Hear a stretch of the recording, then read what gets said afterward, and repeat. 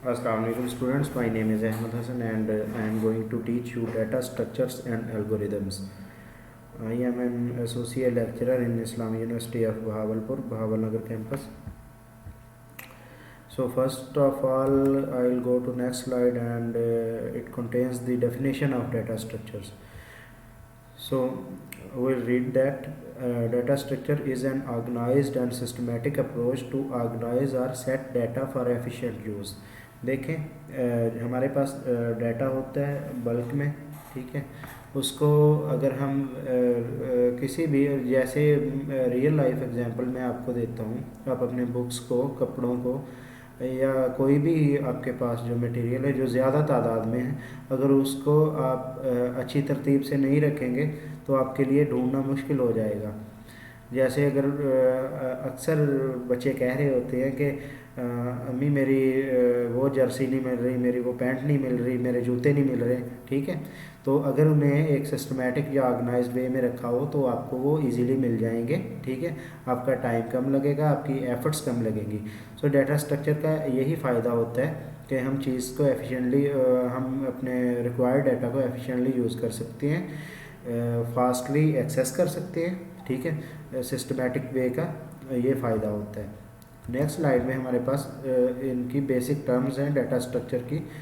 Interface है, implementation है।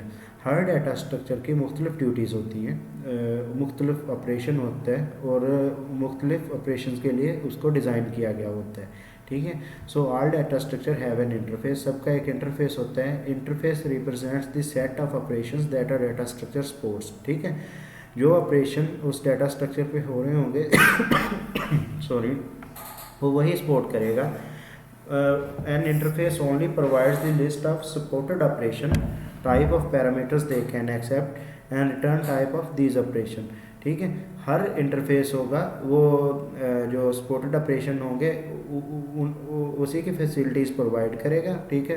वो उसी पैरामीटर्स वो एक्सेप्ट करेगा जिसके लिए वो डिज़ाइन किया गया है, और वही रिटर्न टाइप को और उन्हीं रिटर्न टाइप को एक्सेप्ट करेगा जो उस ऑपरेशंस के लिए हैं, ठीक है। What a data structure does, interface actually ये बताता होता है आपको, अगर बहुत जेनेरिक टर्म में बताया जाए कि एक ये डाटा स्ट्रक्चर है, फर्ज करो ये स्टैक है, क्यू है या ट्री है, ये करता क्या है। ये चीज़ें मैं आपको इंशाल्लाह बहुत डिटेल से पढ़ाऊँगा, अभी आपको जनरल आइडिया दे रहा हूँ इन चीज़ों का।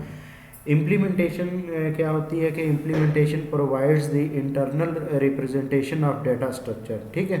कि डाटा स्ट्रक्चर के एक्चुअल जो इंटरनल ऑपरेशन हो रहे हैं वो हैं क्या, ठीक है, उसकी टेक्निकलिटी क्या है।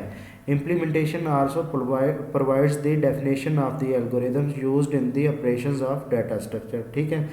वो एल्गोरिथम जो यूज़ हो रहा होगा, ठीक है, उसका डाटा स्ट्रक्चर के अंदर वो उसकी डेफिनेशन भी इम्प्लीमेंटेशन में ही हमको मिलती है। एल्गोरिथम एक्चुअली क्या होता है, उसकी डेफिनेशन नेक्स्ट स्लाइड्स पे भी आ रही है। वैसे सिंपली मैं बताता हूँ कि किसी भी प्रॉब्लम को सॉल्व करने के लिए आपका स्टेप वाइज जो प्रोसीजर होता है उसको हम एल्गोरिथम कहते हैं। आप यूनिवर्सिटी की क्लास अटेंड करने के लिए आते हैं, आप सबसे पहले उठते हैं, ठीक है, आप तैयारी करते हैं, अपना बैग उठाते हैं, अपना यूनिवर्सिटी की बस में बैठते हैं, आते हैं, अपना क्लासरूम अटेंड करते हैं। ये एक सिस्टमेटिक वे में आप ये कर रहे हैं, यही एक्चुअली एक एल्गोरिदम है, ठीक है। तो ये मैंने बड़ी जनरल सी एग्जांपल दी है कि इम्प्लीमेंटेशन को हम कहते हैं कि how data structure does it, कि जो ये जो इंटरफेस था ये क्या कि डाटा स्ट्रक्चर करता क्या है, इम्प्लीमेंटेशन बताती है डाटा स्ट्रक्चर ये करता कैसे है, ठीक है।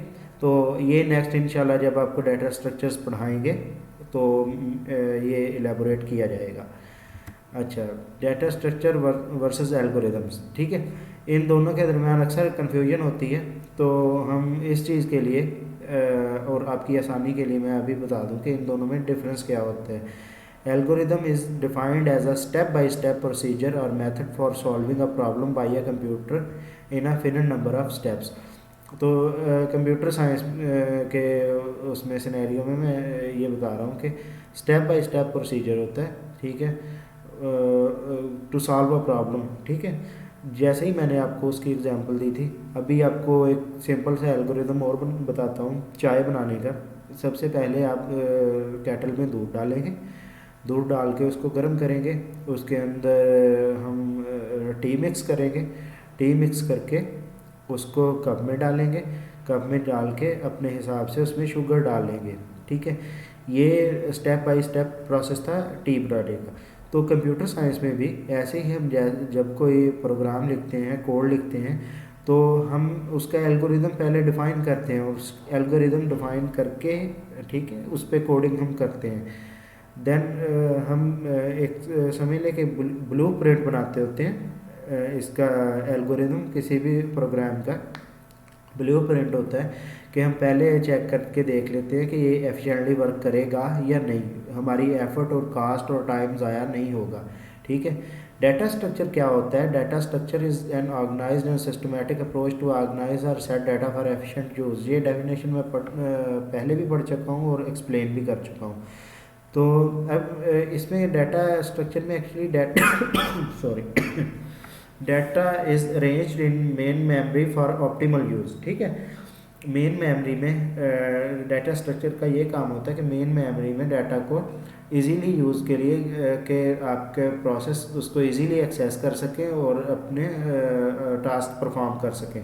डाटा स्ट्रक्चर का ये काम होता है। तो ये क्या हो गया? Step by step procedure to solve a problem. और ये क्या है? Organized and systematic approach to organize और सेट डाटा।